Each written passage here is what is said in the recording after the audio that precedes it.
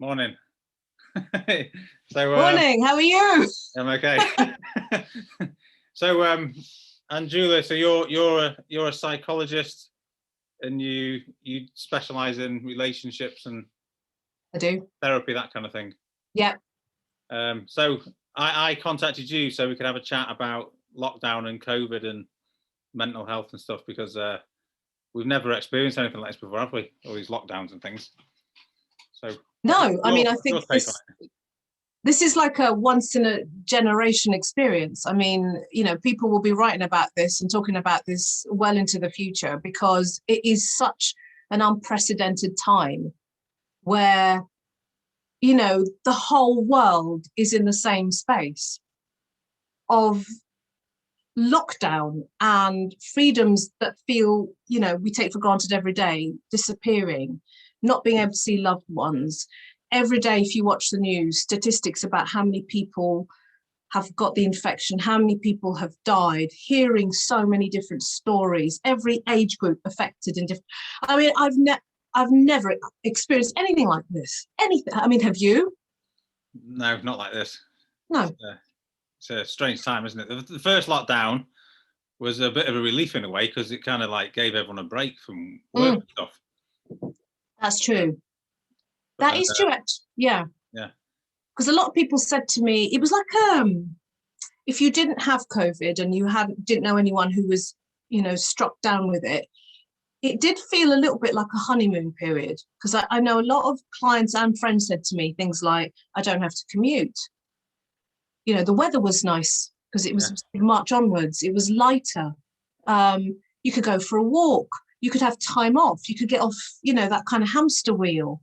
Some guy came around to do some plumbing work for us. We had an emergency, and he said, this is the only job I'm taking because I'm enjoying so much time with my family. Normally I work 14-hour days.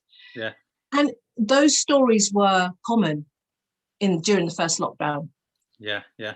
It felt quite nice to have a break from life. Yeah. Step back and reevaluate your values and stuff and where you're going and things like that. Yeah. And it felt like the pressure was off. Yeah. And even silly things like you couldn't go to the shops. You don't realize how stressful it is to go shopping because there's so much choice. So it was like, okay, we need milk and toilet paper. Yeah. So I'll just go and get what we need. So it just became much simpler. And that took a different kind of pressure away. Yeah.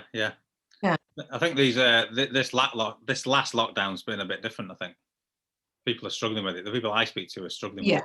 Yeah, I think it is different because it has gone on and on. Then there were moments where lockdown was easing. People had travel corridors. They could go somewhere. They could see different things. They could see more people. And then autumn, winter happened. It gets cold. It gets dark earlier. It's, you know, we're hearing the numbers going up. We're hearing different stories about you can spend time with your family. No, you can't spend time with your family because this disease is going to, you know, get a grip on us. And it got literally very dark and psychologically very dark. And also we got COVID fatigue. Yeah. We're just like, when is this going to end? So what was, you know, typically you go through that honeymoon period, you're like in that flow, you get used to that, you adapt. Then you're hoping that things are going to get better. They don't. And then you don't want to go back to this dark place. You're hearing the figures. So all these things combined just make you think, I just can't do this anymore. And I think that's why this time it's felt harder.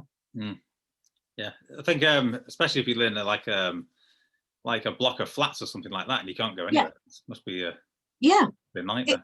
You know, I have worked with people who've said, I'm on the 15th floor and I'm on my own.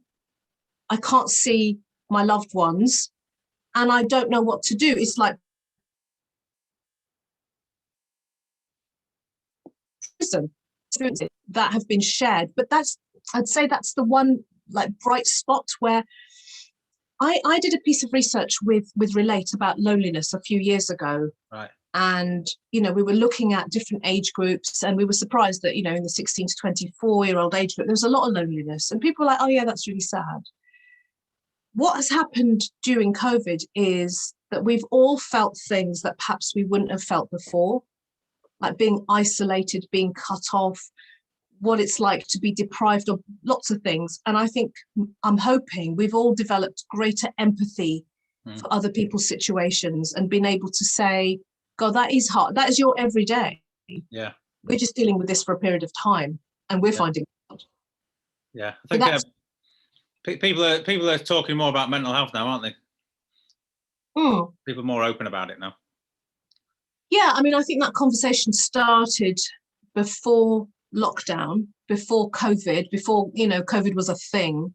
But I think the understanding about the importance of our mental well-being and putting it on parity with physical health has accelerated. That conversation has accelerated, and it needed to. It really needed to. I mean, to me, it's obvious that mental and physical health should occupy equal space. Yeah. Because you can't have one without.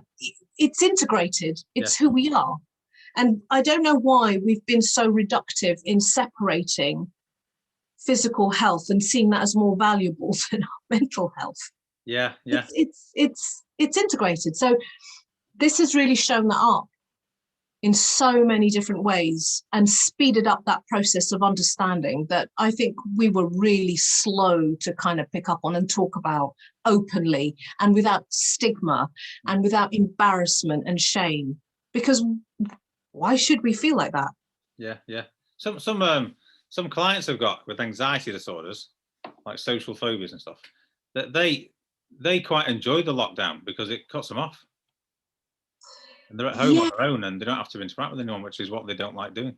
Yes. And actually, some of my friends who suffer from anxiety have said it's the first time they've felt normal, which I thought was really interesting, because they said now everybody's in the same space and they get it.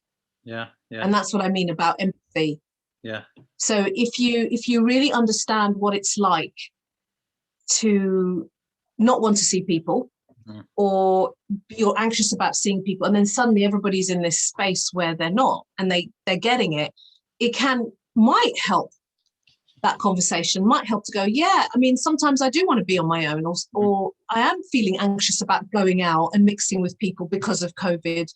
I get it. Yeah. So I'm wondering whether the empathy that we might all begin to understand and feel for other people may mean that those who are suffering from social anxiety or phobias or anything would just feel a little bit more understood and therefore feel more part of the collective. Yeah. And maybe be allowed to do their own thing without people judging. Yeah. And they're also telling me that wearing a mask helps them to go out more because they've got something to cover the intensity of it. Yeah. But I think that's a whole story of its own, that we are all going to feel a little bit weird when we do start to go to some level of normalcy and we are invited to start taking our masks off. I think a lot of people who may not have had anxiety will feel anxious about removing their masks. Yeah. And readapting back to just every day. Yeah. I mean, people wear social masks, don't they? But these are like that. Yeah. And I mean, as a woman, this is a sidebar, I've absolutely loved wearing a mask because I don't have to wear quite as much makeup when I go out. Because my daughter was at home from uni and I was doing the old lipstick and the lip gloss, and she said, Mum, what's that? You're going to put a mask on? It's going to transfer. What are you doing? And I was like, do you know what? I didn't even think about it. It's so automatic. And now I get out of the house much quicker for my daily walk. Right. My husband's like, oh, wow, record time. Is your daily walk to get some headspace? Yes, it is. I mean, I like walking anyway. I'm lucky because I'm by the sea. Right. So that, just to see the horizon is that, it just opens up your mind. Walking is good anyway, whether you're walking in the woods or wherever. There's this Japanese practice, Shinrin Yoku, which is called forest bathing. Okay. Which is about how good it is to be in nature. Yeah. and how trees release a chemical that can calm us down. So it's a good place to be. Yeah. But I find it very helpful for my mental and physical health. I like the sound of the sea. Yeah. Sound of the waves coming in. Yeah. Yeah. It's very restful.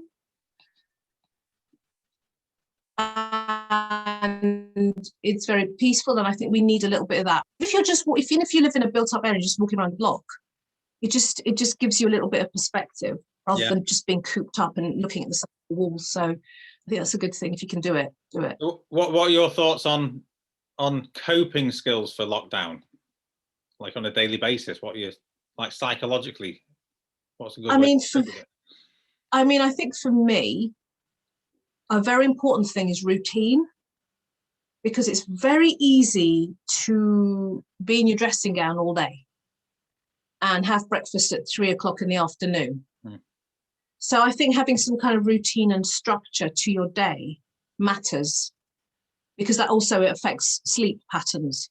So if you get up at about the same time you would if you were going to work, if you get dressed, you have your breakfast at about the same time, and then you start a routine where, it might be that you go out for a walk, you read a book, you check in with a friend, whatever, something that gives you that kind of rhythm is very important to keep you going.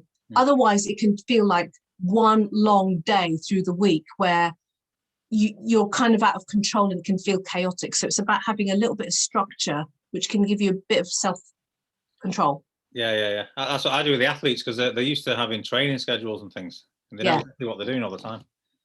It's trying to give them some goals for the day and like some targets or something to get them out of bed and do something. So they're not sitting around all day. That's a really important point. Like I was saying to you before we started this about exercise, that, I used to go to the gym a lot.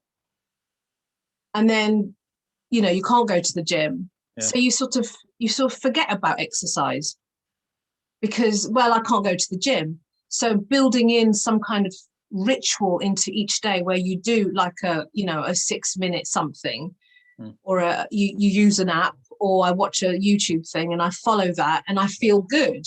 I mean, that also releases the feel good hormones. Yeah. It's free. It's easy. I can do it. All that kind of structure gives you daily goals. So some people have said, I said to someone, I was going from, you do the couch to 5K. Yeah. For a bit, I was doing couch to fridge, and I was thinking, this is not working out well for me. It's not. So it's that kind of couch to let's do 4 minutes of something that's going to get the heart rate up, right, and releasing the feel good chemicals so that I feel motivated for the rest of the day. That's important. Yeah, sure. I've never heard of couch to fridge. That was me. No, but yeah, sure. I mean, if you start doing something small and then build it up over 4 weeks or a month, you're probably running 5K. Okay. Maybe. Not me, but yeah. No, I just, because I have actually run a marathon in my past. I did the New York Marathon, and I started off small. It was half a mile, then a mile, then you build it up. And I think during lockdown, you can do that.